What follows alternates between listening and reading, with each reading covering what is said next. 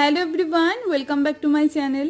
অনেক দিন হয়ে গেল শর্টস দেওয়া হয় না, তাই ভাবলাম আজকে শর্টসটা একটু অন্যরকম ভাবে বানানো যাক। আজকে 16th আগস্ট, অভিজিতের ছুটি, তাই ভাবলাম সকালবেলা ঘুম থেকে উঠে দুজনের জন্য 2 কাপ দুধ চা বানিয়ে নিই। গতকাল রাতে বানিয়েছিলাম এই কেকটা, আজকে যেহেতু ছুটি তাই ভাবলাম সকালবেলা আর বাইরে ব্রেকফাস্ট না করতে গিয়ে আজকে সকালে ব্রেকফাস্টটা কেক আর দুধ চা দিয়ে বাড়িতেই করা যাক। গতকাল রাতেই কেকটা টেস্ট করে দেখেছি, খেতে কিন্তু খুব ভালো হয়েছে আর বেশ স্পঞ্জি আর সফটও হয়েছিল। সকালে ব্রেকফাস্ট করে চলে এসেছি দুপুরে প্রিপারেশন করতে। দুপুরে রান্নাবান্না করে প্লেট সাজিয়ে নিয়েছি, আজকে দুজনে একসাথে লাঞ্চ করব। রয়েছে সাদা ভাত, বানিয়েছিলাম গাঠি কচু আলু চিংড়ি মাছের তরকারি, এখানে রয়েছে চিকেন, বানিয়েছিলাম বিট ভাজা। এটাই আজকে আমাদের লাঞ্চ মেনু। আর সন্ধেবেলা অভিজিতের একজন স্টুডেন্ট এসে দিয়ে গেল এই প্রসাদটা। আজকে বরলক্ষ্মী পূজা ছিল, তো এই প্রসাদটা না খেতে খুব ভালো ছিল, অনেকটা মিষ্টি মিষ্টি খেতে।